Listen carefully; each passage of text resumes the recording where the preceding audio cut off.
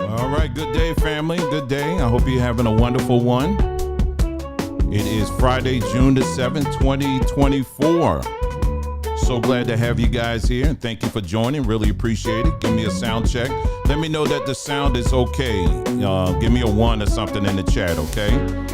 We're going to jump right into this today. We're just giving people time to get on.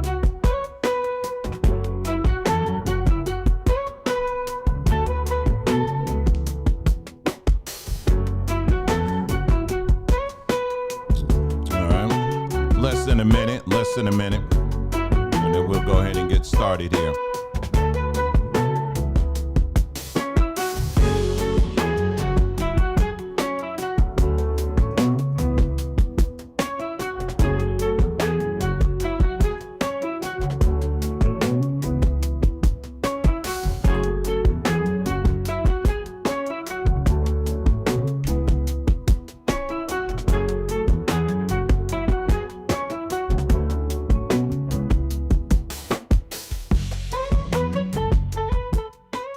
All right, we're going to go ahead and get started. Thank you so much for joining us.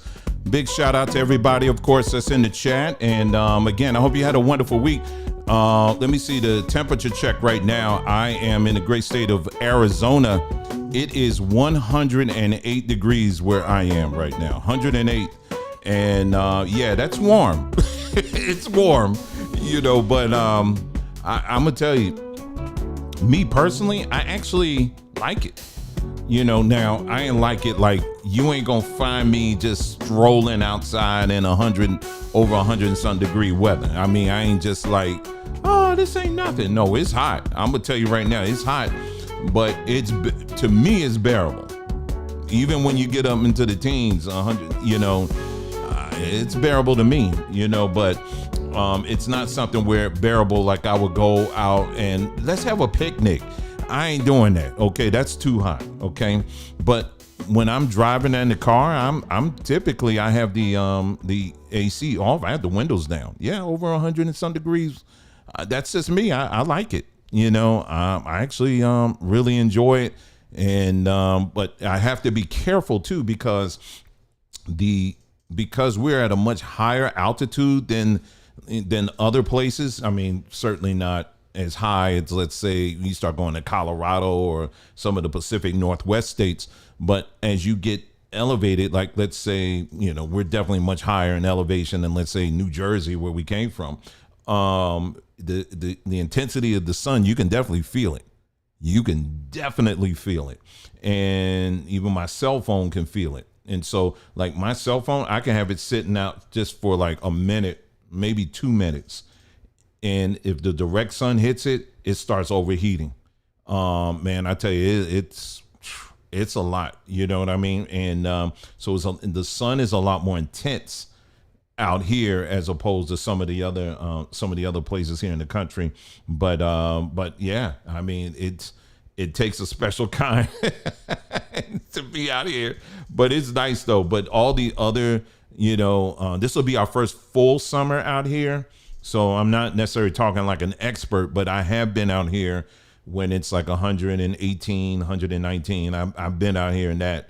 And like I said, it's not something personally I would be strolling in the park in that weather. But, if I had to run out to the store or whatever, I mean, I'm just going to go. You know what I mean? And you go into the store got air conditioned. Your car has air conditioning.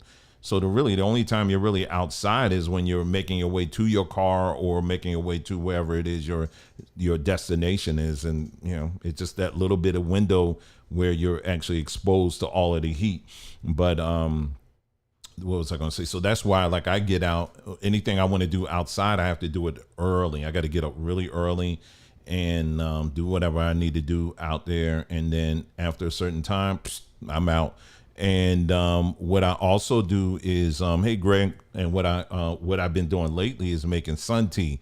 Now, let me tell you something. Now, sun tea out here is a whole nother level. It's a whole nother level. You don't even have to be out there that long. So when I say sun tea, I actually was doing sun charged water because I started off just sitting the water out there, right? And I said, you know what? Let me add some lemon and some peppermint leaves or mint leaves to it. So I added mint leaves and lemon. Man, let me tell you something. I poured it in my cup. It was steaming. The steam was coming out of the cup like I had just brewed it on the stove. That's how hot the water is. But let me tell you something today. Let me tell you something. When that cooled down, or you put, if you want to put ice in it, I don't, but I let it cool down. You drink, when I tell you, you don't even have to sweeten it. Whatever the sun is doing to it, it's bringing out all the sweetness in that lemon and whatever it is in the mint leaves. But when I tell you, you literally do not have to sweeten it. And typically, like, I've done things like that in the past where I say, oh, I'm just gonna have some lemon water. No, you don't have to sweeten this up. Because typically I've done that in the past and it's still like, it's good, but I just want mine just a tinge sweeter. It's too not. It's not. I just wanted to make it over. Okay, I don't want this to be at the gate. I want it to just be right over the gate, just a little bit. You don't have to be sweet. I ain't talking about red Kool-Aid sweet. I'm just saying, just enough. But this right here, I'm be honest with you, I ain't have to sweeten it. It was really that good. So like I said, maybe it's because it's so hot. It just brings all of that out. I don't know, and I don't even put that many lemons in. I just put like small slices in there, So I'm gonna take some pictures and show y'all because there's something I've been using to cool that water down. It's something we're gonna be offering over on Sombertree.com soon. We'll let you know more about that, and this thing's awesome. So I'll let you know more about that. But anyway, so been doing that. Getting out there, getting my son. And as I've been encouraging y'all, just period, you need to get out there and you need to do that as well. Just for just your body, period. I mean, your body desperately needs those rays. My wife and I, we were at Trader Joe's the other day and it was a black woman there, nice woman. And she was at the register. And isn't it funny how when you go to Trader Joe's, they literally got to make a conversation about everything. I mean, and it's okay, but sometimes it gets a little annoying. It's like, oh my gosh, this lens cap. Oh my goodness. This lens cover, I had it last night. It's the best. It's the best thing we have in here right now. Oh my goodness. You will love it. I'm telling you. And I think that's part of their little thing. And it's like, okay, all right. It'll be like I don't know. It'll be like one little something that I don't think it's like a drink or something, like a juice or something. And they're like, oh my goodness, you selected the same thing I got. And I'm like, stop lying. But anyway, they might be sincere. I don't know. But sometimes they go, it'd be a little bit too much. But anyway, this lady, she black woman, I saw at the front in front of the register, they had they was selling it was like a natural sunblock, and that they were selling. She was like, this sunblock, I don't know if you go out or anything like that, but I was just out at some park out here somewhere, and she said, I got sunburned. And I was looking at her and I was like, says, you darker than me. What are you talking about? Like, when I tell you I'm in Arizona sun for over an hour, I don't get sunburn. Now, if I'm out there for several hours, I probably will. But no, it ain't, my skin ain't that light. Now, my wife, on the other hand, because her skin is a little bit lighter than mine, she has to be just a little bit careful, just a little bit, but for me, it's like, bring it on, but you got to be, I'm not saying I'm like some kind of, if you got darker skin, you can just take unlimited amount. You still got to be careful. You know what I'm saying? And your body will let you know, okay, now you may need to pull up a little bit, but she was like I said, she about dark as me, darker than me. Was like saying she got sunburn. So I was like, okay. So she said, yeah, you definitely get this because this really helps out a whole lot and all this. I was like, oh, okay. And, it's like we wanted to say something so bad, but I said, Nicole was like, I think Nicole said she had an encounter with someone like that before and said something, and they were like, oh, no, you can't. He was a black person, saying, no, you gotta wear sunblock. You gotta wear it, and so it really, like I said again, your skin tone, that does play a role in it, and how much sun you can take.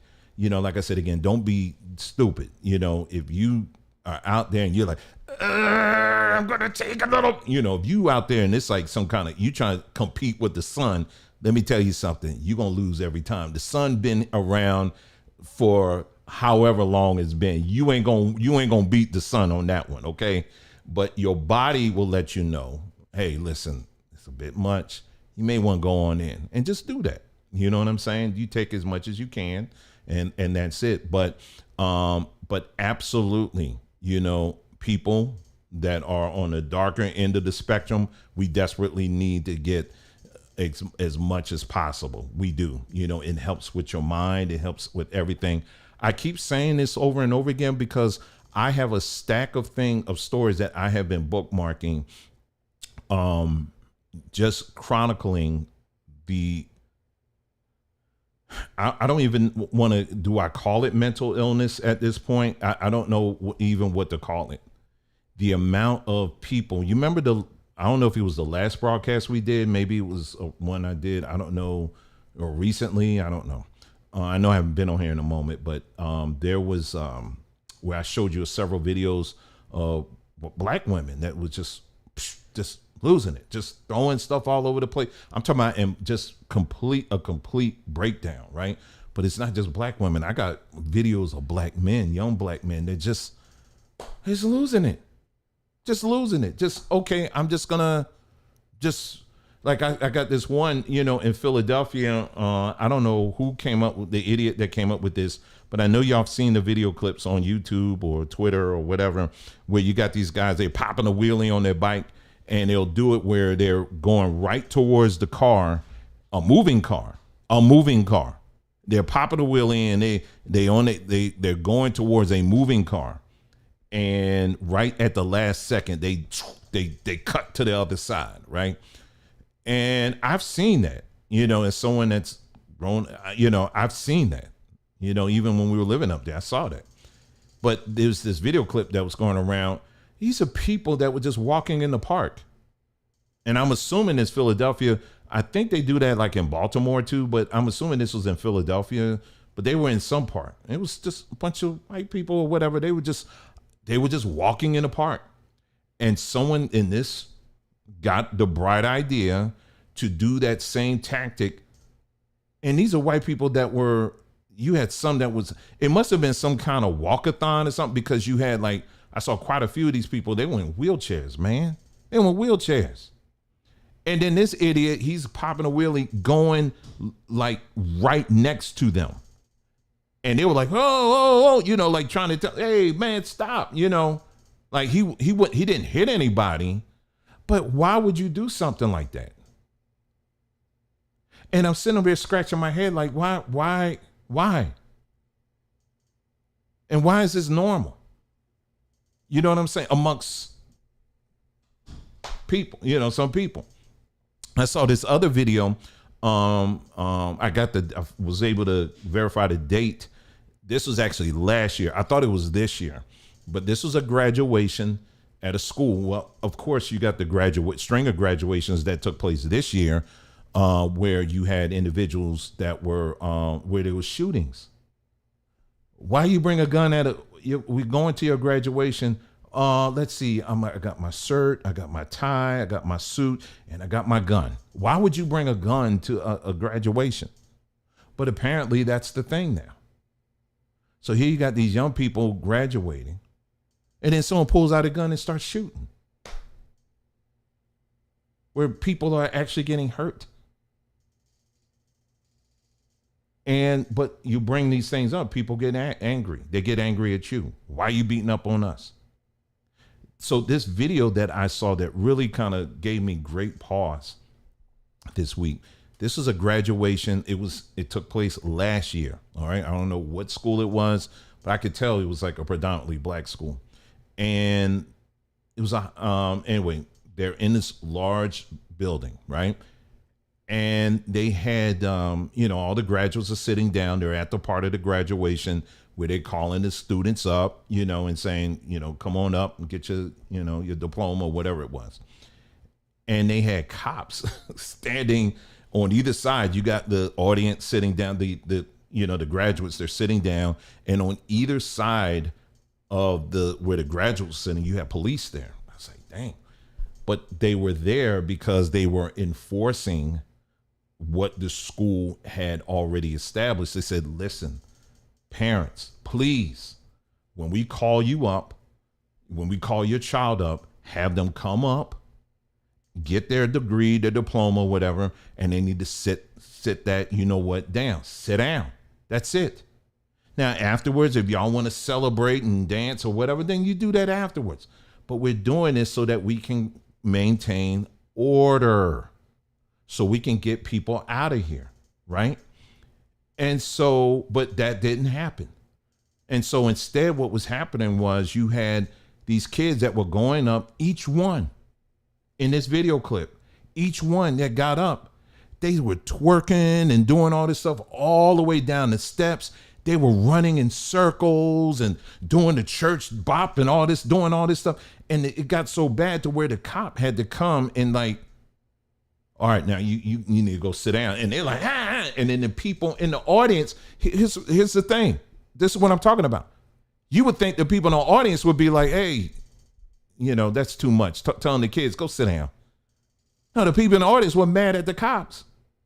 They were mad at them. And so now I'm sure there was some, of course, that were like, hey, listen, it's a shame it's got to get like this, but whatever. But no, they were booing the cops. And so it got one got up. It was like several of them that was just doing this back to back to back to back in this clip. And it was this one, he was just acting up to the point where the cops basically, I don't think they handcuffed him, but it took two cops to basically, this young man just got his diploma or degree, and they literally had to put his hands behind his back and push him out of the building, all because he wanted to dance and celebrate. And I'm sitting up here, and at this point, my eyes are just tired looking at this, because I said, I really hope when I look in this comment section, I'm really hoping that I see a glimmer of hope that there's someone out there that's looking at this and they're saying, man, this is a shame. We got to do better, that kind of thing, right? And this was one that had it had hundreds of comments. The overwhelming majority of the comments, people were mad at the school for enforcing a basic rule that once you get your degree or your diploma, you sit down. They were mad at the school. And then they got mad at the police for simply enforcing what the school was politely asking the parents to tell your children, hey, listen, don't, please, this is why we do it. Listen, for those of you, and I know there's some of y'all in the audience today, you've been to a graduation. I know I've been to some. I've been part of one, some. That, like, if grandma is part of the equation, first of all, they're only going to give you a limited amount of, we're going to get to our topic. So for those that are impatient, we're going to get there. Okay.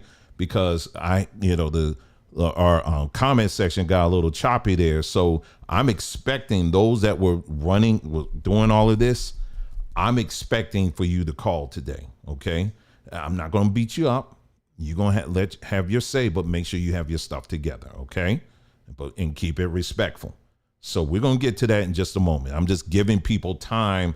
I do this because you all know for anytime we do these live call-ins, that there's a majority of there's many times people will call in and say, well, I didn't hear any of the stuff that you were saying before this. I just saw the phone number and just call in. So anyway, I want to get to my argument. And it's like, wait a minute, you need to go back and hear what I was just saying. So this is why I'm doing this, to give people time. All right. So anyway, hold on for a sec. So how it is when you have grandma. Okay, when the school, a lot of times these schools will say, hey, listen, we're going to give you 5 tickets, or we're going to give you 10 tickets or whatever. And that's for your friends, family members, neighbors, or whatever it is to attend the actual ceremony.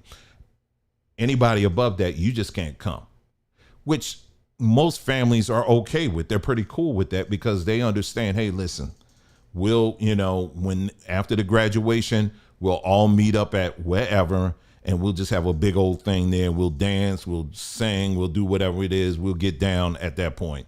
But let grandma and them go. And usually those tickets are reserved for grandma and them. And grandma, it's grandma can't just jump in the car and just go. You know what I'm saying? She needs, it's a lot of planning when you got grandma involved. You know what I mean? Or grandpa. Sometimes they got to be on the scooter, so you got to plan for that. You got to make sure they got their medications. You got to make sure, it's a whole lot of planning for that.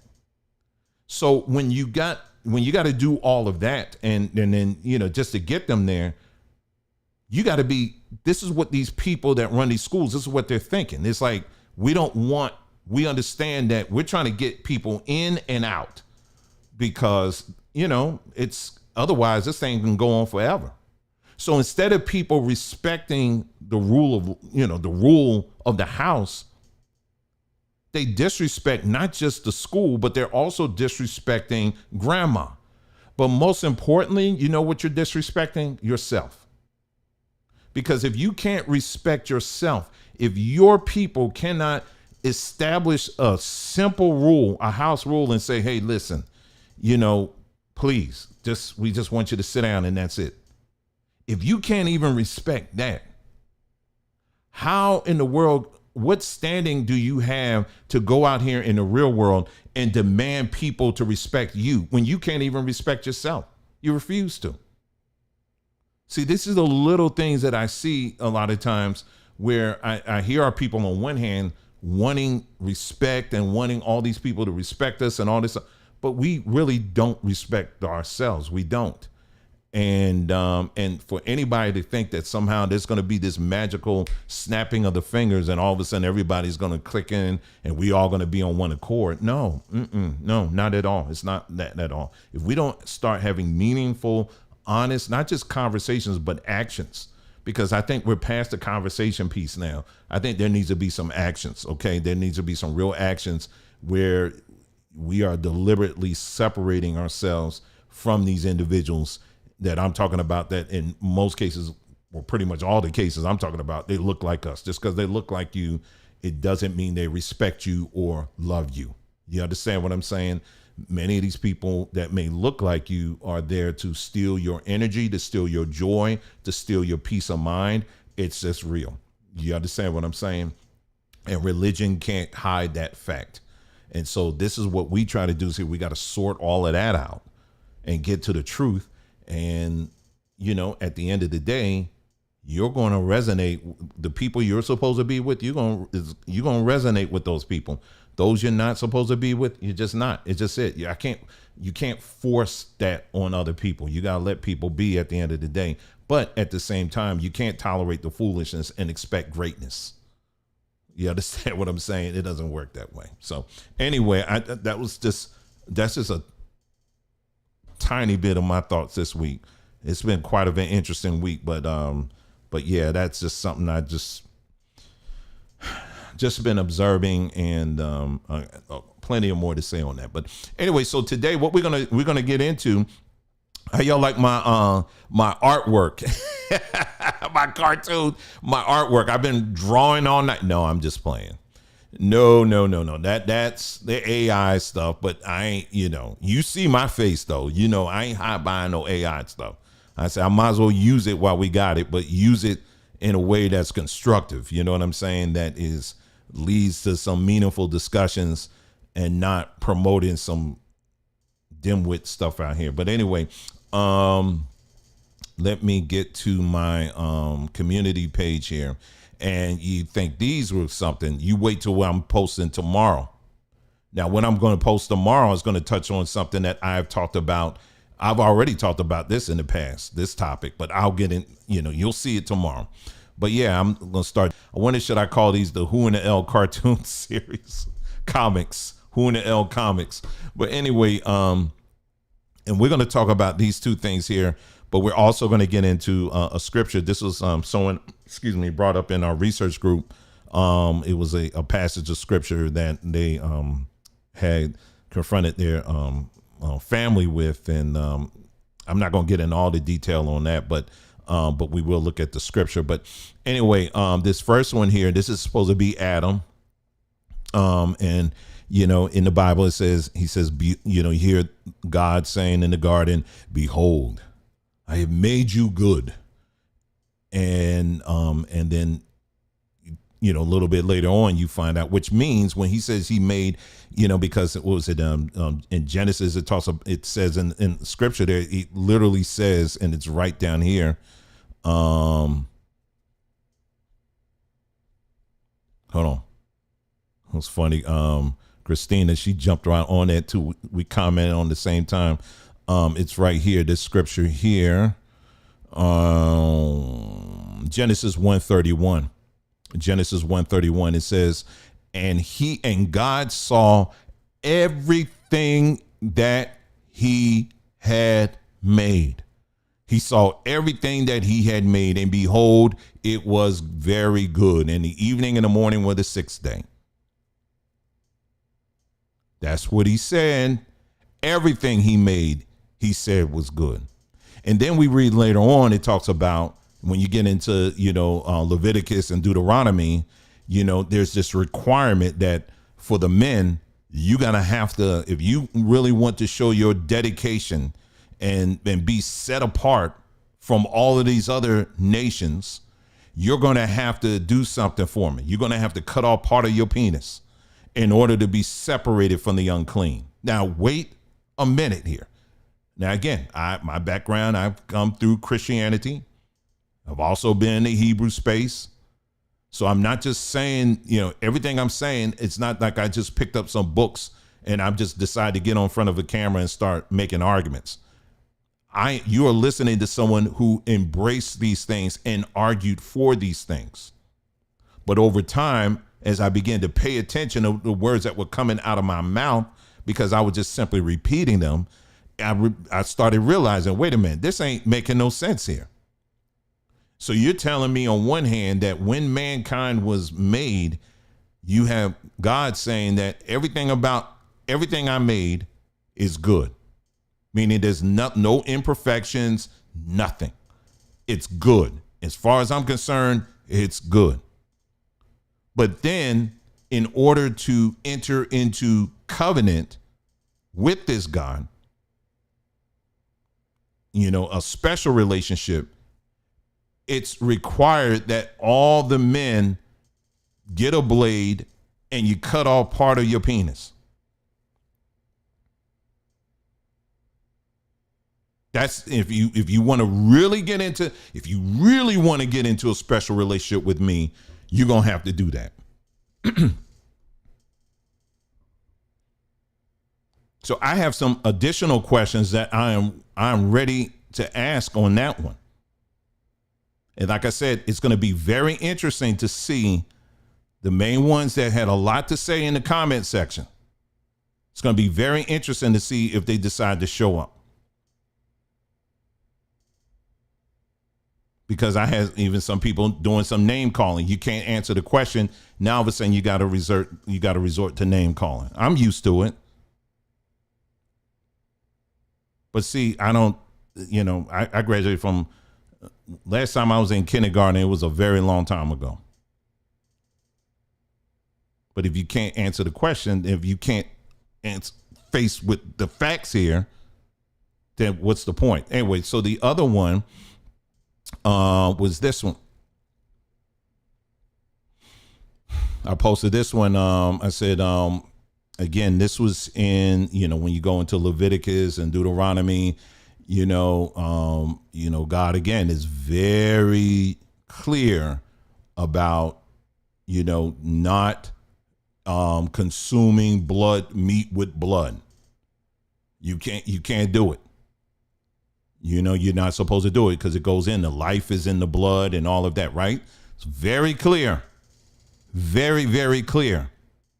And people, the law, statutes, and commandments people, they are very adamant about, you got to do the law, statutes, and commandments, right? Very adamant about it. Very, very adamant. You got to do all the law, statutes, and commandments. You can't disobey them. Very, very adamant about it. But then we get into the New Testament, and then here you have his son, Jesus, coming in and saying, unless you eat my flesh and drink my blood, basically, you ain't got no part of me. Now, of course, we understand he wasn't saying, here's some knives. I brought some knives for y'all and some forks. I'm just going to lay out on this table and come on down and let's get down. You can grab whatever part of me you want and you can just get on down there. Of course, he wasn't saying that. But here's the problem that I have with this. If it's wrong to consume blood, if it's wrong to consume meat, what they were talking about in the Old Testament, if you're going to cook the meat, you got to cook it all the way through. You can't have blood all skeeting all out of it, right? You got to cook it all the way through. That's what they were talking about. But if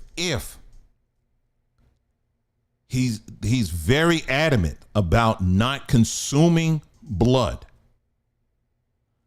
then the question before you is this: why then turn around, send your only begotten son to do a mock version of what he claims he detests? I'm taking my time and going through this because I want to make sure that whoever calls in, you have thought this all the way through. So let me say that again.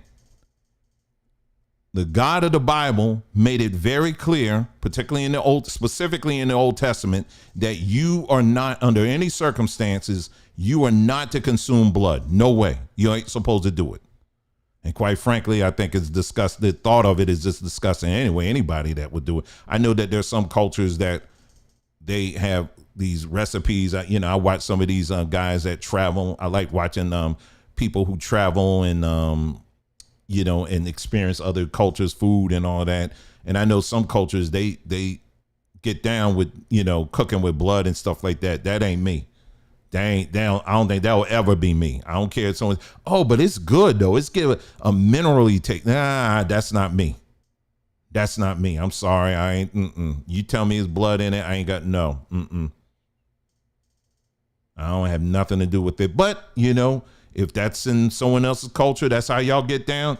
That's y'all. I ain't got nothing else to say on that. In other words, I ain't gonna say, well, if you really look at this, if you really do some studies, these people were evil. See, these were the Hittites, or these are the Jebusites and all that. And I don't know any of that. I just know I ain't doing it. That's it.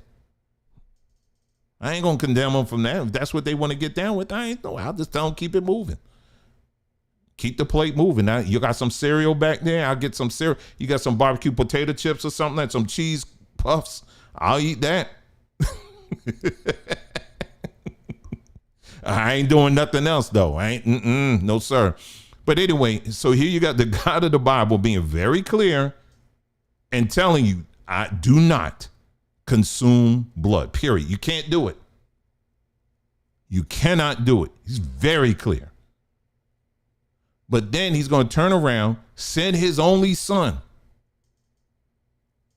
And his son, who's a representative of the father, is going to say, well, I know what dad said about you can't consume blood and eat flesh with blood, with blood in it. I know what he said, but figuratively, you can do that. You can do it. You can start with me. In fact, I want you to keep on doing it. I want you to do a mock ceremony every now and then where you are pretending to drink blood and you're pretending to eat flesh. I want you to mock play it. Let me ask you something. And it's going to be a little, I don't know.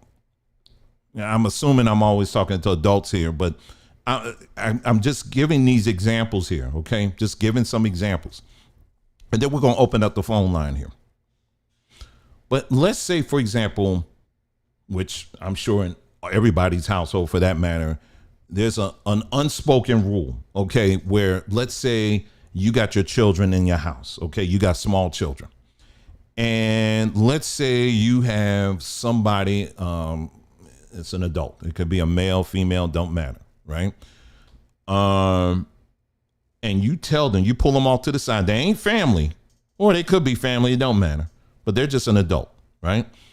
And you pull them to the side and say, hey, listen, now I'm telling you right now that I do not under any circumstances want to see you putting a hand on my child. Okay? I don't want to see you messing around with them. Okay? That is my rule of this house. Now you're welcome to stay here. You're welcome to, do whatever, but don't you dare touch my child, period. Okay? That's the law of this house. You cannot do it. You cannot have relations. Let me get a little more specific. You cannot have any kind of physical contact with my child where you ain't got nothing on and the child ain't got nothing on. Okay, so let's be a little bit clear. Let me add a little bit more to that. Okay, you cannot do that. Now, y'all who are listening, you understand this is just a hypothetical. I'm just making this up. Of course, everybody kind of, you would think, pretty much they ain't down with that. But I'm using this to make a point. So anyway, that's clear. You laid it out. You're very clear, right? Now let's parallel what I just said to, you saw how, notice how I was gradually making it very clear on what I was talking about. Now let's when you look at the book of Numbers and Deuteronomy, isn't the book of Numbers and Deuteronomy, it's very clear, ain't it? I mean, a lot of times they will repeat stuff over and over again to make sure you get the point. So it's very clear and very intentional on what you can and you can't do. All right. All right. So anyway, back to my hypothetical. So let's say if I were to, so anyway, I go out, I leave this adult individual home with the child. Why the heck would anybody do that if you had to be that adamant and tell them don't touch, nobody in their right mind would do that. But anyway, follow me on this. So I go out, come back home, and then I'm like, okay, and you call my child's name, can't find him. And then I go up the steps and I open the door. Now the clothes are on, but they're just simply simulating what I specifically told him not to do. How do you think I'm going to react to that? Do you think I'm going to sit up here and for real? How would you react to that? They just simulate it. They're not carrying it out because he said it. And there's no physical skin, the skin touching going on, but everything else is he didn't cross that line based on what I said. Let me tell you, if I were to catch that, if I caught that, what my reaction would be. I would slice his head off and I would turn that individual into a human ketchup bottle. It's very simple for me. And whatever jail time comes with it, so be it. And then I would throw their body out, what remains, out the window, turn them into a human helicopter, and just spin them on down until they hit the pavement. That's how angry I would be. Yes, I've thought this out. For real. I'm not playing. Okay. But what religion will tell you is that, well, hey, listen, it's figurative. It didn't cross the line. So technically he's still within the lines of what you said now. He just is figuratively doing it. It's a mock action, and it's okay. That's what religion will tell you. That it's okay to do that. And we'll make exceptions for that. That's what religion does. And so when I was listening to some of these people, trying to explain this, which I knew was going to happen, that's exactly what they were trying to do. They're trying to explain it away. Well, and they're starting inferring all this other stuff. And then they have to, well, in this scripture it says this, and then in that scripture it says that, and in this scripture, they're trying to pull all this to try to piece it together. Kind of like for some of y'all who, so they scared of me.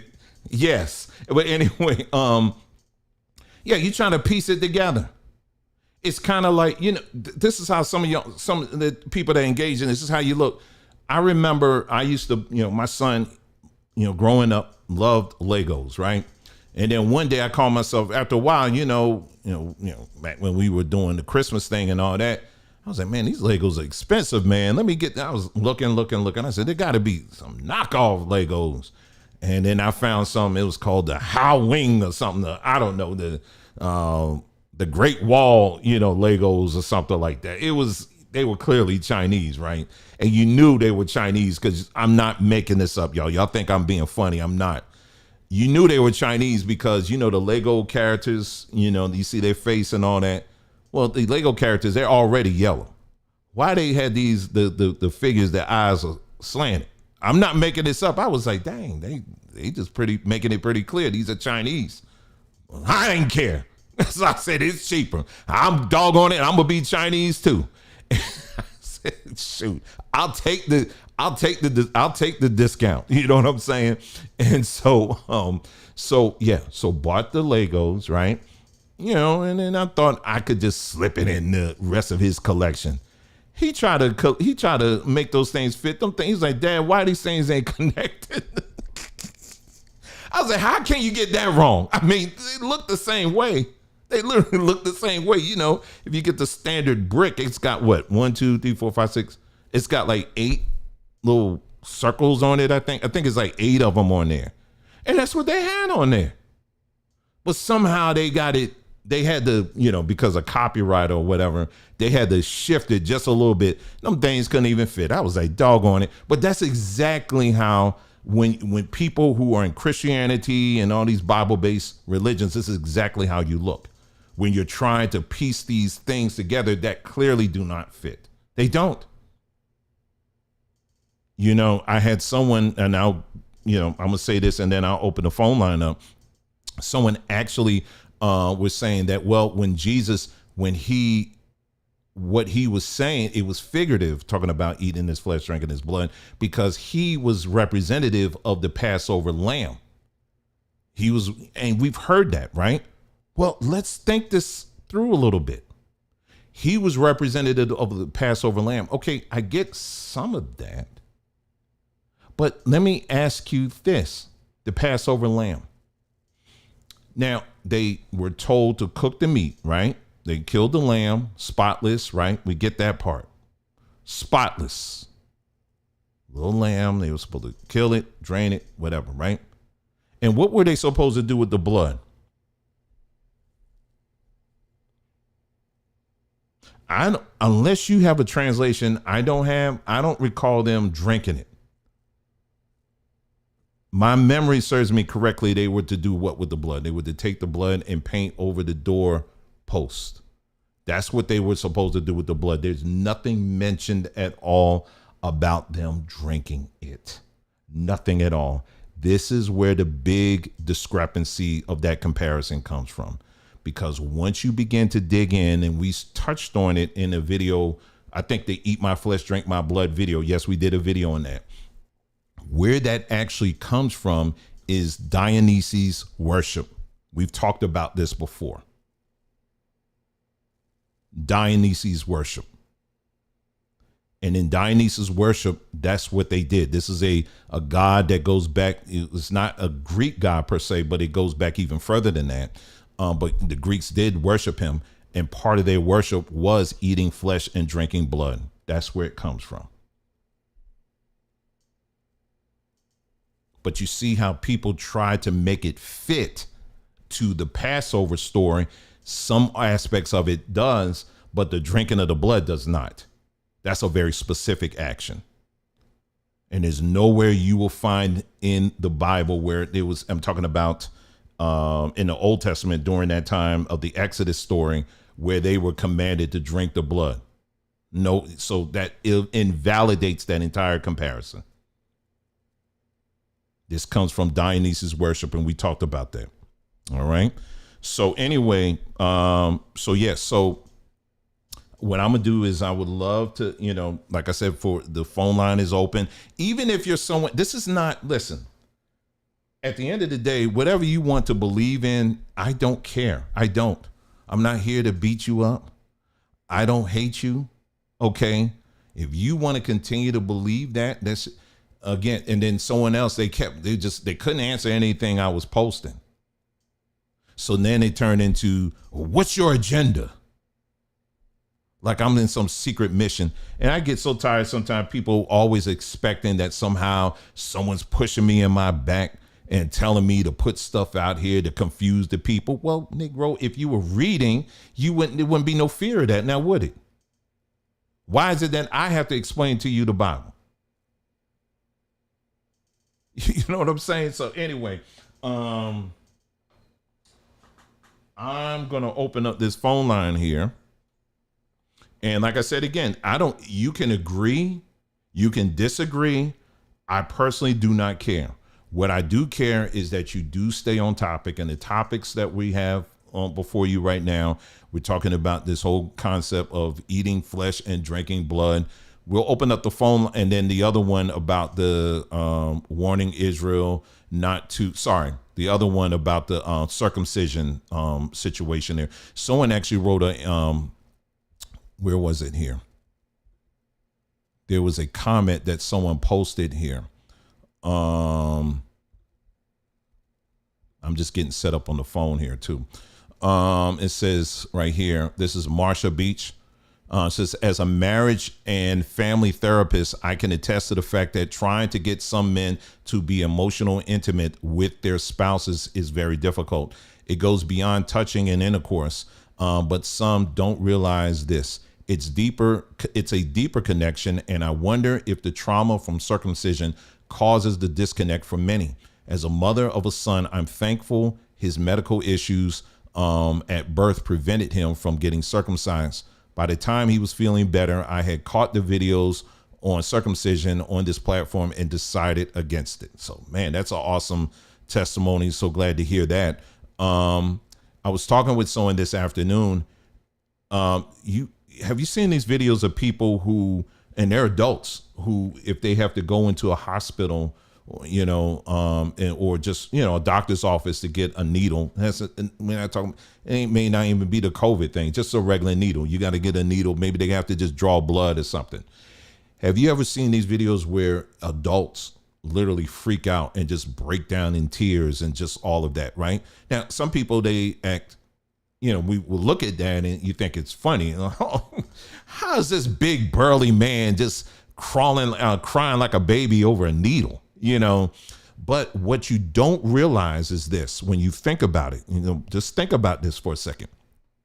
For 9 months, approximately 9 months, this child was in the safest place in the world, and that is inside the womb of his mother. So that child had nothing to fear. If it wanted something to eat, the food was there. If it wanted to be warm, it had all the warmth it needed. If it wanted something, if it needed to take a nap, it could take a nap right there. If they wanted to hear just some peaceful sounds, they had the sounds of his mother's voice. It was in the safest place. And a pregnant mother going to do everything she can to make sure, someone come up their way and try to disrupt that peace. She going to let you know real quick. So he also had his own security system. And so the baby comes out, right? Comes out, it's birth. The baby's crying because of the transition. You going from in that one situation, now all of a sudden you're just in this wide open world. And of course, it's scary for him, right? And then what the nurse does, a lot of times they will take the baby and give it back to the mother. And the mother, she lets the baby lay on its chest. And then she pats it on the back and says, there, now. It's okay. It's okay. And quickly the baby recognizes that voice and says, okay, all right. I may be outside my mom, but I recognize that voice. All this beep, beep, and all this other stuff that I'm hearing out here, I don't recognize any of that, but I recognize that voice. And then the baby, like clockwork, always will calm down. And depending on the child, because I don't think it's that early where they start breastfeeding, because they still trying to figure things out. Then usually the nurse takes the baby and then she has to wipe it down and all of that. Then they have to put them in them swaddling clothes, them real tight clothes, right? Put in that bundle. Then they'll give it back to the mother, right? The mother holds the baby. She just had it, and the father's right there too. At least he better be there. I know I was there the whole time. Ain't nobody coming up in and out, and I don't know you, and I don't know what's going on, Anyway, someone come in, they're like, no, wrong room, keep it moving. I'm serious, you ain't coming up in there. Anyway, so that's that, right? Very peaceful, calm. And then, sometimes they say, we'll need to take the baby to the side, just to check it out and make sure everything's cool, right? But it's still somewhat of a calm situation, right? But then what happens all of a sudden, the baby is, if the choice is made for that child to get circumcised, what hospitals generally do, they'll ask you now, they'll say, hey, do you want, it's not a requirement, in these days, it's not, I don't think it ever was, but it was something that a lot of people just did just because, right? And so, and that all came from the Bible, which really came from Jewish culture. That's where this whole idea of circumcision in hospitals all over where it came from. It actually came out of Jewish culture, which they got it from something else, but that's a whole nother story. So that's where we get this hospital encouraged circumcision. It comes from a Jewish culture. And so anyway, so they take the child, they tell the parents, hey, listen, when we do this circumcision, you can't be in the same room, because they recognize if you are in the same room, there's something about that scream. And I talked about this. And in that series, I actually play the scream of a child as it's being circumcised. I even show you the equipment that they use for it. We get very detailed. Because, see, you're not going to be able to trade off and go into scripture land with me, into your land of make-believe with me on that. We're going to look at all the details of this topic. Do you understand what I'm saying? You care about children that much, we're going to look at all of it. Do you understand? So anyway, so we go through we talk about the different types of circumcisions, the different types of incisions that are made. We talk about the instruments that are used, the type of table that they use for that. We talk about all of that. But one particular part of it was the scream. And they said if you heard it, I can't even play that part again. When I'm listening, if I ever go back to that series, it's hard for me to even watch that part. because it's so piercing. It's nothing like hearing a child screaming like that. This ain't like I'm a hungry scream. This is I'm in great pain and somebody need to come and help me. I was reading something, and like I said, we're going to open the phone lines in a moment, but I want to give this extra as well. I saw this video. It's a very fascinating video. They talked about how there's when a baby, they were talking about the connection between a mother and a child, and they were saying even after that child is born, there's parts of that child that's still, you still carry some of the, I don't know if it's the DNA or it was something, I forgot the word they used, of the mother. And likewise, there's things of the child that the mother carries. If I find that video again, I'll play it for y'all. But they just talking about this connection that is between the mother and child. And they said that explains why the connection between mother and child is so strong. I mean, it's so strong, you know, sometimes something can happen to the child. The child can be in a different state somewhere and the mother just stop what she's doing and say, okay, everything all right? That's how deep this connection is between mother and child. And the hospital complex knows this. This is why when they do this practice, they make sure that the mother's not in the room. This is why they do this. Because they know if the mother was in the room, they know all hell would break loose. So they make sure many times when they're doing this thing that the mother, I'm talking about in the hospitals now, in these Jewish practices, their ceremonies, the mother and the father are around. They're somewhere around there. They keep them close or whatever. But in a hospital general practice, they know not to do that. And so this scream, they say, it's just the piercing of it. It's just so crazy. We had, and I've shared this story before. Some good friends of ours talked about their child who had this practice. They had actually had a rabbi come in and do it. You know, they didn't know, but now, you know, they know now, but they didn't know, but they had a rabbi come in. Rabbi came in and did it. And the father was sharing with us the scream that he heard. He said it was very definite. I mean, he said to this day, he said he still can't get it out of his head. Now his child is older now, but he said he still can't get it out of his head. That's how piercing it was. They say it was the most horrible experience that they've ever had, you know, and seeing that child go through that.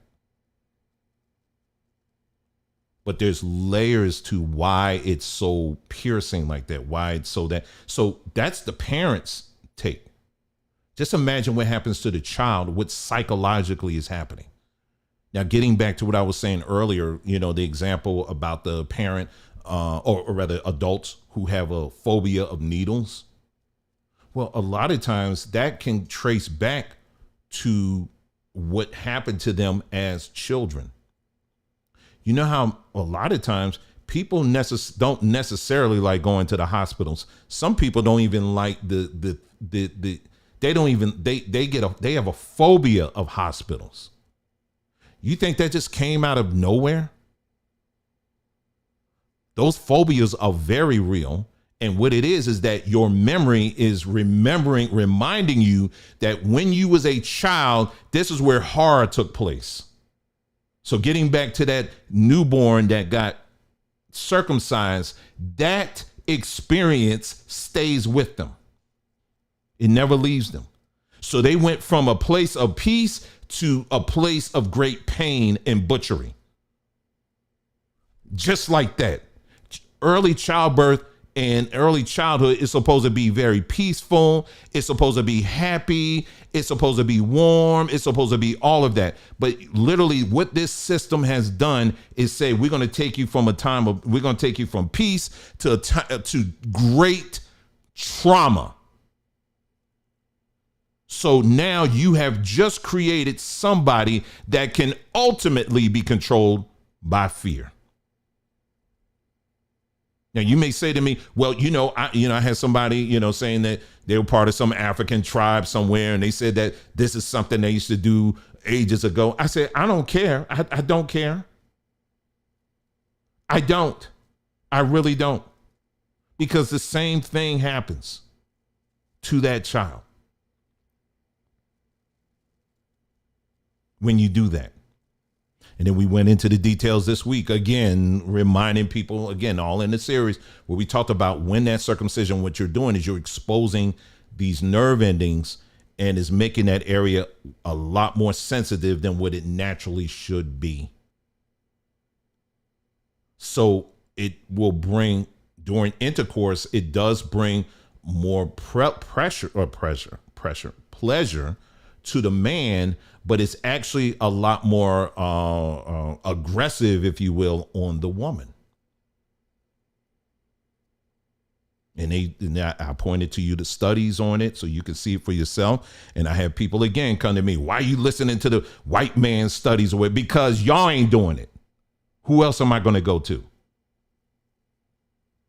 Where people actually did real studies and conducted these studies with real people. And one of the things they discovered was that women noticed the difference. Women who had sex with both, they noticed the difference. They said it was a lot easier or more comfortable, if you will, with someone who's uncircumcised versus circumcised.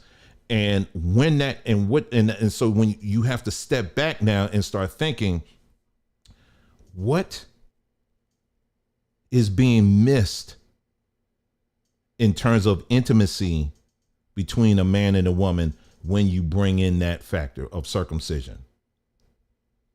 What layers of intimacy are being snatched away forever when you take that away?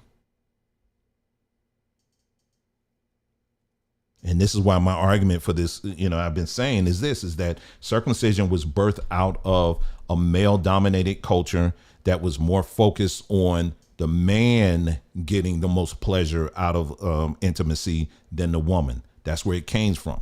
So if, again, anybody coming up and saying that it started in the Bible, you a lie.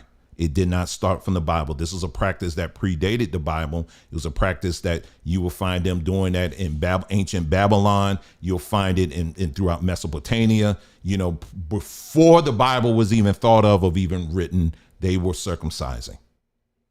So this is another reason why, again, why would the God of the Bible say that this is a sign, circumcision is a sign of total separation, between all the other nations, when you had the other nations that were already practicing it?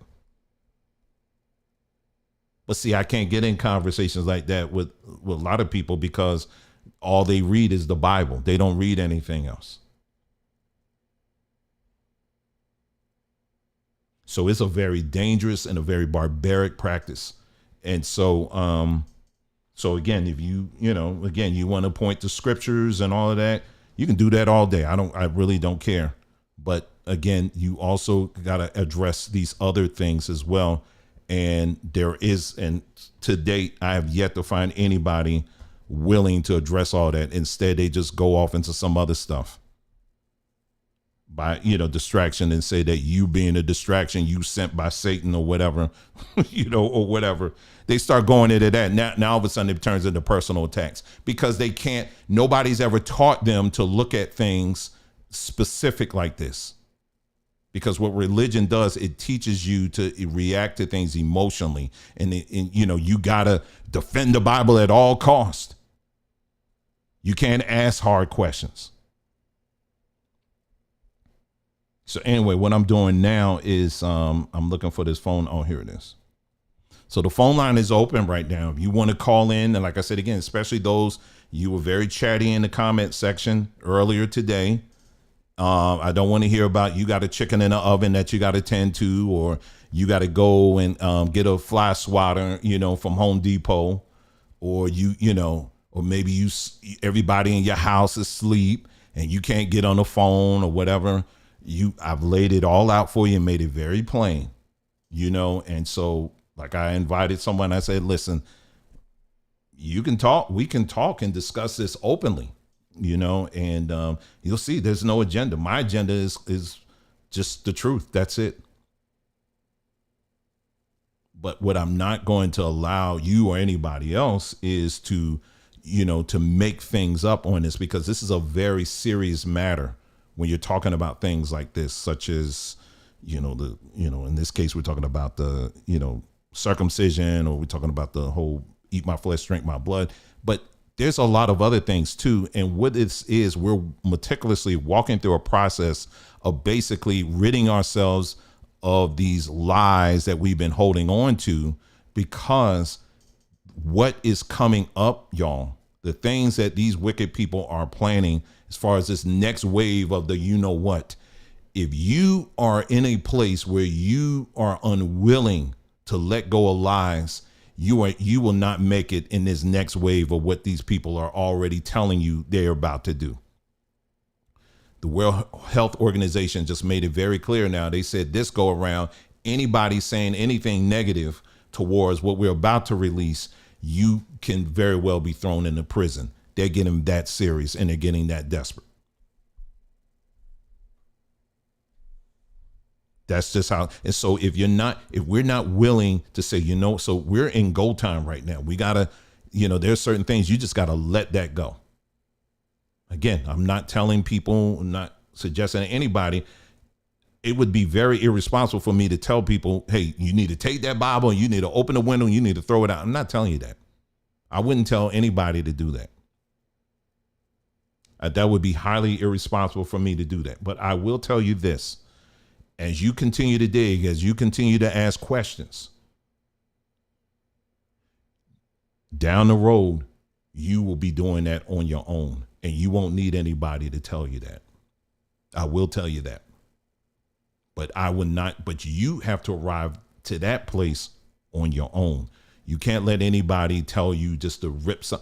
For a lot of people, the Bible is still something that is part of their body, literally. And for you to one day wake up and someone telling you to rip it off and that, you will kill them. So you can't do that. So you got to allow people, so what you do is you encourage people to continue to ask questions, continue to be honest with themselves when it comes to seeking the truth, seeking clarity on these things, being honest with yourselves. As you do that, you're going to begin to see naturally things are going to just start falling off. And that has to be a natural process. That can't be something that a man or a woman out here tells you have to do it and you got to do it right now. And they can't. No, you'll kill people over that. You'll send people into a mental breakdown if you were out here telling people that.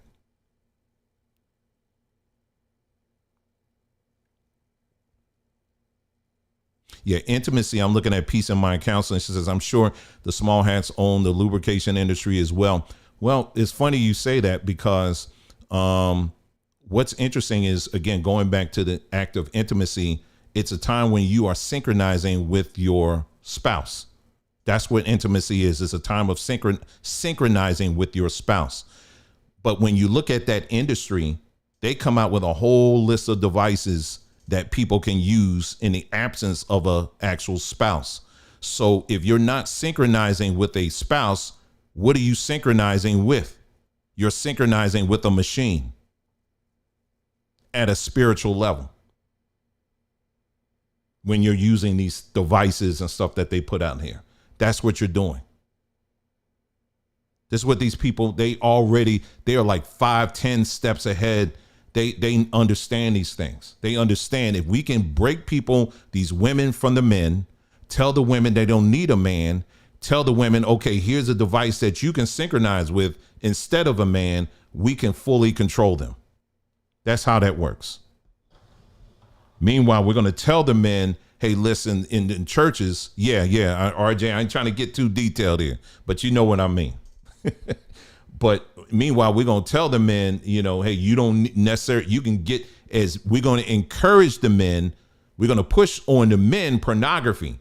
How can we make pornography something that that men the appetite will be insatiable? How can we do that? What old practice can we point to that will make men really embrace this whole concept of pornography? Oh, I know, circumcision. Because when you're circumcised, like I said again, it makes that area a lot more sensitive. And by it being more sensitive, you want to have it more, right? And so you want to have it more. So that's why with pornography, they have you, they're like, they can push it on the men, because the men, you're like just tuned in that. And likewise, men, you watching that stuff, you're synchronizing on a spiritual level what you see on that screen with people you don't even know. This is why pornography is so dangerous, is such a dangerous thing psychologically, people who watch that and what it does to you. You know how some people say, that they watch pornography and then after a while they feel a sense of guilt. You know why you feel that sense of guilt? Because you're synchronizing with someone that you will never be in love with. You have literally given psychologically a part of yourself. You have given to someone on the screen that you will never fall in love with. Someone that you will never know. You've given one of the most precious part of yourself. You've given to someone on the screen that's never met you. And you will never see them. They'll never see you, but you have given the most precious part of yourself to this person on the screen. And this is why you have people now, you see out here now, the culture, the way it is, where people it's almost like sexual deviance almost. It's just the excessive twerking and all this stuff. But you want to know why? Because they've given so much of themselves away. There's nothing left. There's absolutely nothing left. You just a hole. You just an empty shell. So all you can do is just twerk yourself into oblivion. That's all you have to offer.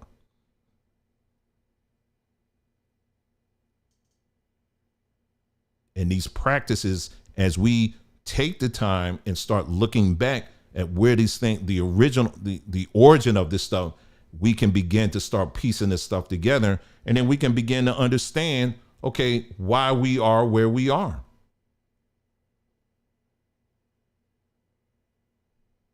You understand what I'm saying? So so the phone line has been open.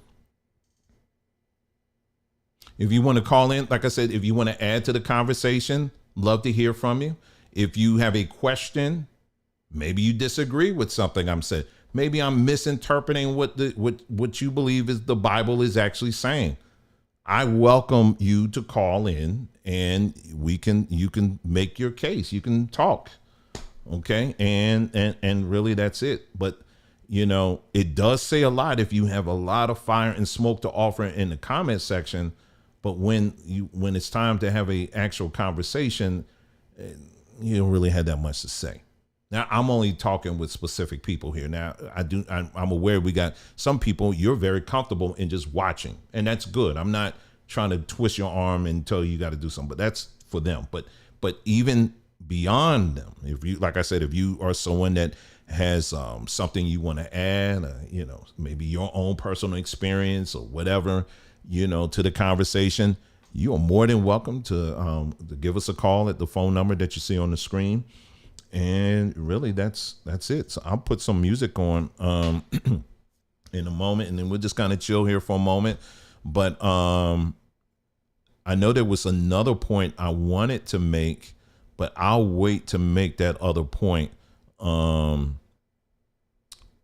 wait to make that other point. But for now, let me see if I can find some music to play, and that's it. But like it's funny. I get all these people that tell me, are you on some assignment? Or, again, it's like they want to conspiracize, or if that's a word.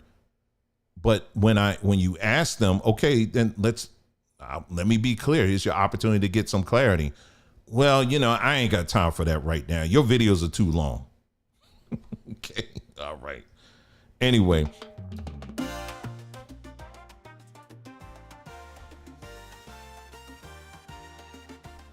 I got all these windows open. Anyway, let me see. Morning, sunshine, welcome to my room. It's a brand new day, let's chase away the gloom. Oh, yeah. I greet the sunlight. I'm gonna look through these comments in the meantime and see if anybody has anything there. Even if you don't want to call in, if you got a question for me, you want to put in the chat, you can definitely do that too. Yeah. So if any questions at all you have for me, I am certainly here for you. I'll give you every opportunity. Tomorrow I will have another one. I think I'm gonna do I was telling Nicole, I said I think I'm gonna start putting some of the just smaller bits. I'm trying to make the Who and the L series. I'm trying to make it as palatable as possible. Now I'm at cartoon level. So if I got to do cartoons now to get people to at least listen to some of it, I'll do that. So I'll have one tomorrow that I will post as well. I'll just give it a couple more moments here, and then I'll go to this scripture that someone brought up earlier this week that I found to be quite interesting. And this will be something else for people to kind of munch on and to think about it too.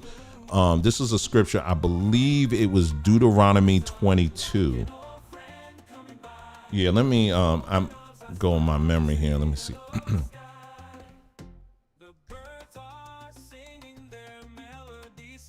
Hold on, let me see. Oh, here we go. Got a phone call right here. All right, caller, can you hear me? Yes, I can. All right, caller, how you doing today? I'm good. You? All right, doing just fine. Go ahead. What you got for us? So it's not it's just a question, brother. More of a question because not too long ago I literally posted in the chat about how you were talking about the intimacy, how sacred it is, and how nowadays everything is going, deviant and stuff, right? Mm. And I said in the chat that when I was small, I grew up watching music videos on BET. So, and some of the time, not all the time, it was like here and there, I used to watch a lot of rap music videos. Mm-hmm. And I noticed, and I was thinking in my head, how you were talking about how everything is deviant. I was thinking in my head is that even then, back in the 2000s and 2010s, or that era I was growing up in, they didn't even have much.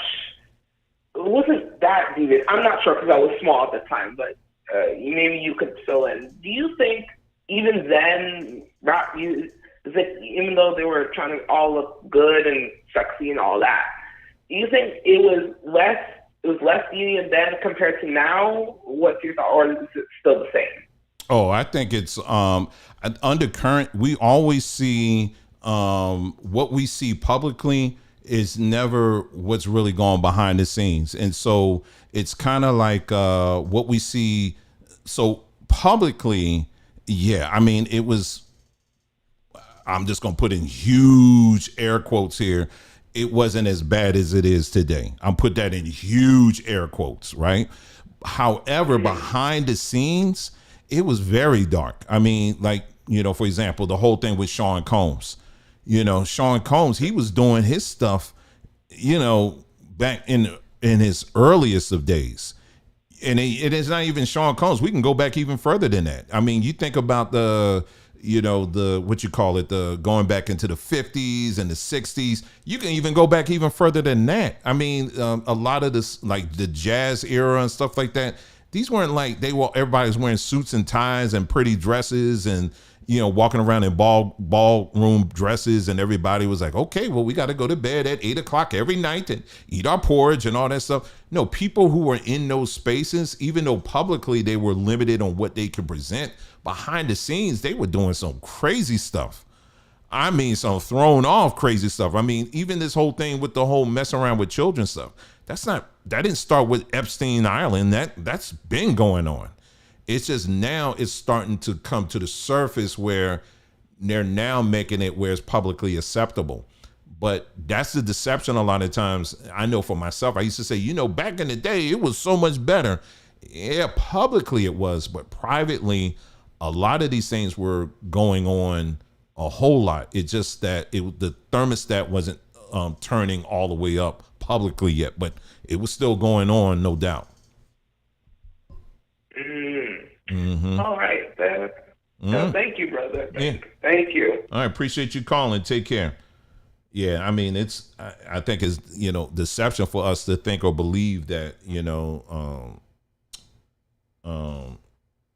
during the doo-wop era or whatever, that, and some of y'all grew up in that era, and some of y'all were in that stuff. You know what was going on back then. Shoot, it may not have been publicly talked about, but now it's all out in the open now. They got, the twerking got its cues from something, and then that spirit didn't just fall out of the sky. Cause some people, they very quick, they're going to say, well, it's the fallen ones. They blame it. I have to be honest with you. And I know this is going to sound controversial. But I'm being a little bit funny here. All right. Sometimes you have to feel sorry for the Nephilim. I'm serious. Folk be blaming everything on the Nephilim. I mean, everything is on it's the Nephilim behind this. No, that's you. Anyway, here we go. We got a caller here. Hey, caller, how you doing today? Caller, can you hear me? Folk be blaming. Uh-oh, you got to turn your volume down. Can you hear me, caller? The Nephilim behind it. Yeah. All right, once you go ahead and turn that volume down for me. Going today. All right. Now I can hear you. Yeah, once you turn it all, do me a favor, turn it all the way down, because I'm hearing me. All right. Can you hear me now? Okay. Well, hopefully they'll call back. You got to, when you call in, make sure you turn that volume all the way down, because as you can hear, it kicks back big time. So yeah, just make sure you do that. But yeah, people be blaming the Nephilim for everything, man. The fallen ones, and now that it's the Edomites, whoever that is. The Edomites are pretty much anybody you don't like. That's kind of what it seems like that's the case now. So anyway, hopefully this is the person calling back.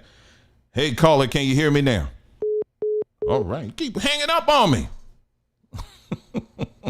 He might be having some issue there, but I'm still here. You can keep calling. It's okay. As long as the phone line's open, you can keep calling. But people be blaming everything on everybody else but themselves. But yeah, it's about, I guess I'm now lately, I don't know. I just don't necessarily feel like doing, there's a whole lot of things I could talk about, but I just, anyway, let me see this time. How about now? Caller, can you hear me? Can you hear me? Hello. Hello, can you hear me?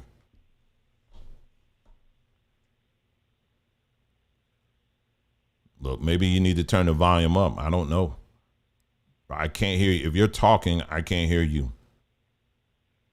Maybe you can wiggle the cord or something. Oh, let me see. My now, caller, can you hear me?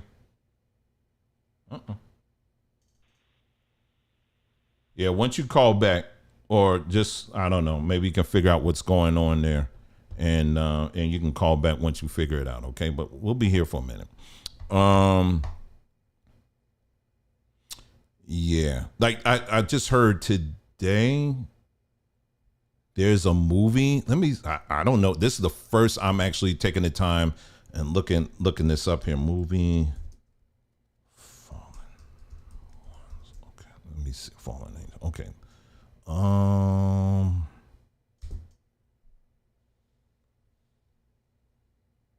There's some movie that's supposed to be coming out about the Nephilim or something. Hold on.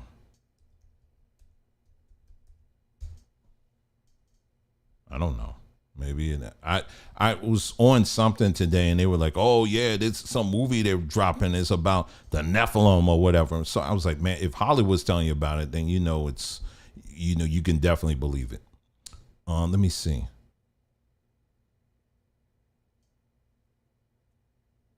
Oh yeah, hold on. This is the first time of me looking this up. I don't know anything about this at all.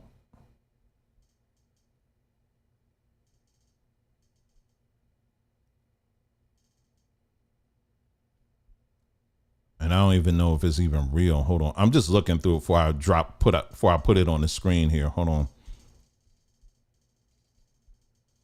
I don't know. Yeah, I just heard something. This looked like like some fan based movie. I can't tell.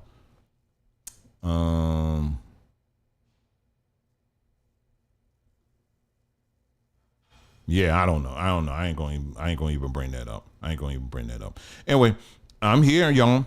I'm here. The people in the comment section, I've been here. Like I said again, it always once you just, and I'm not even, and if you look at the lives we've done in the past, I am never yelling at somebody and slamming my hand down and saying you better agree what I'm saying and all that stuff.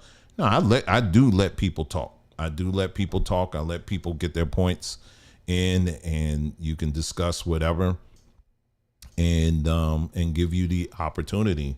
But at the same time, you don't just say something and drop off. We're going to ask questions too, and you can't get offended. And that's something, I guess one of the things that really get under my skin is when it's like when someone is just simply asking questions or challenging what has been said in the Bible, you have individuals that will automatically jump to, you are, maybe you're on some kind of assignment, or maybe, you're being divisive, it always goes into some other stuff. And it's like, why can't you just simply answer what I'm asking here? I mean, I don't understand that. Why is that so hard? And I don't get it. But anyway, some additional things we do while we're kind of sitting here waiting to see if anybody else calls. Gosh, I don't know why this does this. I'm on mybondtube.com. And this is I have my reasons why I'm laughing now. But anyway, we have all kinds of stuff on this platform. There are a lot of things that we're not able to talk about or to show here on YouTube, but we're able to put it here. And anything from documentaries to movies to other people who teach. We have a bunch of things on here. Some very interesting videos, all of that stuff. And it's all here on mybondtube.com. And you can check this out at your own leisure as well. But we can't do it without you, of course. This was very instrumental during the first jab situation. We was able to communicate a lot of things here on this platform that we could not communicate here on YouTube. So we have this. This is mybondtube, mybantube.com. And if you would like to support, mybondtube.com, you just simply go to, you click here, go to the menu, go down to About, click on that, and there's a link right there. You can check on that, and you can give us a helping hand with that. Okay. Okay, so I'll just jump to, I tell you, it's something else. Y'all can, at least I got witnesses here. Anyway, let me go to this, and then, okay, here we go. Someone's calling now. All right, here we go. Hey, caller, can you hear me?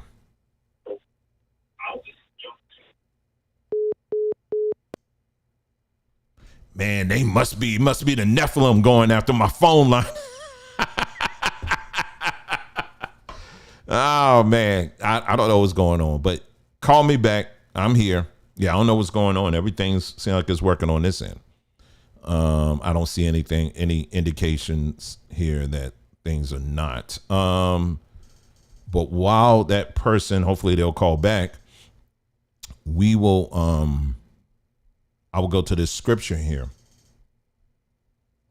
And this is, we're not going to spend a whole lot of time on this, but I want to read this to you as well. All right. This is Deuteronomy chapter 22, and we're going to start at verse 25. And I think we're going to cover this right here. Okay. That's where we're going to be. Y'all. Okay. You guys can see it. Okay. So here's another one of those things. This is something that someone brought up this week in our research group, and I thought this was interesting as well, but I'll just mention it here. It says Deuteronomy chapter 22. We're going to start at verse 25. But if a man find a betrothed damsel in the field, and the man force her and lie with her, then the man only that lay with her shall die. All right. So if a man, so we'll read that again. If a man finds a betrothed damsel in the field, I guess that means she's engaged in the field, and the man forces on himself on her and lies with her, basically that man, they're going to kill him. Okay. So I don't see anything wrong with that. But then let's read on. Verse 26. But unto the damsel thou shalt do nothing. All right. There is in the damsel no sin worthy of death. For as when a man rises against his neighbor and slayeth him, even so is this matter. For he found her in the field, and the betrothed damsel cried, and there was none to save her. And then it goes on and says, if a man find a damsel that is a virgin, which is not betrothed, and lay hold of her and lie with her, and they be found, let's read on. Then the man that lay with her shall give unto the damsel's fathers 50 shekels of silver, and she shall be his wife, because he hath humbled her. He may not put her away all his days. A man shall not take his father's wife, nor discover his father's skirt. Let's go back again. We're going to read that second part. The first part is, I don't see anything wrong with that, because that first part sound like the R word, right? But also the second part does too, don't it? So the evidence, so basically the penalty for R somebody, if you're doing that to someone who's engaged to be married, the penalty for that man is death. They're going to just slice you up real good. That makes sense. But however, this is the law. You want to say the law, statutes, and commandments. Okay, here's the law. Here's part of that law. Here's part of that law. Those of you that want to stand on the law, statutes, and commandments, here's a law right here. It says, if you basically, I'll put it in my translation. If a man basically finds a woman and he rapes her, nothing's going to happen. All he's got to do is give the father 50 shekels of silver or whatever, and it's a wrap. And then he can marry her. It's legal. It's legal. Did you see that? It's legal in the law. You could do that. I don't understand why people go so quiet when I read this stuff. But then as soon as I go off broadcasting and go off live, now all of a sudden people want to start going after stuff, other things. They want to start attacking everything else. But then when I start reading what's in the law, statutes, and commandments, then people get quiet. I don't understand that. How am I reading that wrong?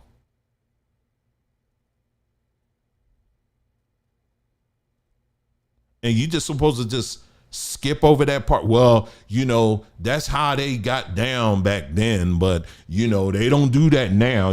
Things are different now. But back then, wait a minute, you gonna commit your entire life to something that made this kind of practice legit? I mean, even in today's world, if a man got caught in this matrix that we live in, even this matrix has some standards. If a man was to do something like that, man, you going straight to prison. I mean, it's so bad now. I mean, these people now, all a woman got to do is make the claim and you going to prison. But according to this, it's legitimate.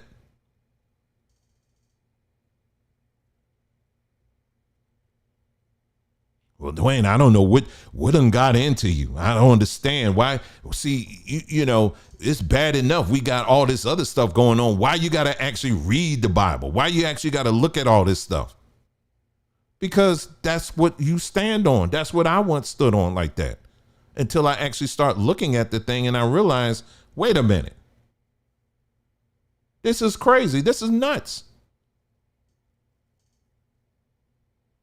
So yes, we have to be individuals that take our time and we look at everything.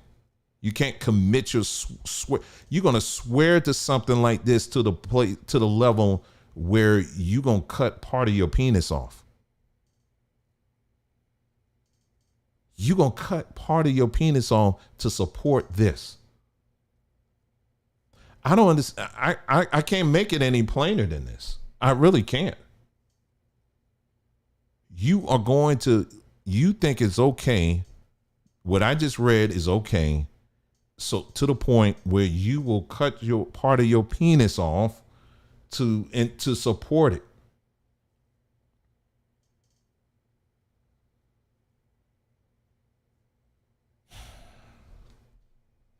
Let me just say this one last thing and then I'm done. Like I said, nobody really calling. I had a couple of people call, but the phone, I don't know. But let me just say this and then I'm done. And this is another thing for you to think about. So how is it, going back to the topic of circumcision? So we're very clear that for the man, in order for the man, according to the law or whatever, if you want to be on the path of righteousness, you have to get circumcised, right? So that's for the man. So the man has to go through a physical process where part of their penis is being sliced off. So what is the process for women? So women ain't got to do that. They ain't got to do nothing. Nothing. Women ain't got to do anything. They just get away scot-free. You just claim it and that's it. But the man, no, you're going to have to cut this thing off. That's one thing. The other point that I want to leave with you is this. These are things, again, I want you to be thinking about. The other thing is this, is that what happened, again, we're talking penises here. Okay, so what specifically happened? Because we said in the beginning of this broadcast, we talked about how the God of the Bible says when he created everything, including man, he said everything about man was good, right? Okay, so then following the storyline, sin happens, right? It's a fall that takes place in the garden. They get thrusted out of the garden, okay? That's what happens. Okay, so what happened specifically to the man's his genitalia? What changed to make his body now being declared as unclean? Specifically. Because you can't go from it being declared being good and then all of a sudden people want to say, well, it's because sin came into the picture. Okay, sin came into the picture. Okay, I'll ride with you on that. But why that? Why that part of the body? Someone brought up, I think it was Christine, why that part of the body? Why not the other end? Why not the part in your backside? Honestly, I think it's much dirtier back there than this. I mean, if you want to talk about levels of bacteria, I mean, it's back there, I think. I could be wrong, but I think it's a lot more bacteria activity going on there. You know, and be a little more gross people. Someone say you. Anyway, I won't say that. But yeah. So So why not that? If we're talking about clean versus unclean, why not that? See, a lot of you, as I'm closing this up, a lot of our people have been trained to repeat things, to repeat, simply because it's in the Bible. Why are you repeating it? Well, the Bible says it, and we're not to question it. What I tried to do in this broadcast is I tried to lay out for you little nuggets of things that you should be thinking about on your own and asking questions about that. There's nothing I said here at all. Everything I said here, you can check, you can verify, and you can do all that yourself. But it's very easy. I mean, I'm just going, see what I do, unlike what maybe some people who are diehard loyalists to this thing, is that I actually read it for what it actually says. I don't infer anything in there. When you hear people trying to defend eating my flesh, drinking my blood, for example, there's so much stuff they're trying to infer in there and trying to make it seem like it's, and it's like, no. You're adding all of that. What does the text actually say? And let's stick to that. And that's what I would challenge all of you to do. As you're going through the Bible, do just that. Don't add things to try to make it make sense. Either it's going to make sense to you or not. See, that's the thing about our Creator, is that our Creator, everything it makes perfect sense. When I go out to the park, when I go outside, everything just seems to make sense. I don't need a book to understand a bird, or to understand the trees, or to understand the wind, or to understand the ocean or fish or whatever. I don't need a man-made book to explain. It helps. But when I go outside, I'm just appreciative of being out there, and all of it just seemed like it's in total sync. And my only goal in life is to be in sync with it. And by doing that, I'm in sync with our Creator. You don't need any book that was written by, especially people that beat you, have a whole history of beating and doing all this other craziness to you. You don't need their book. You don't. You really don't. But am I telling you to throw it out? No.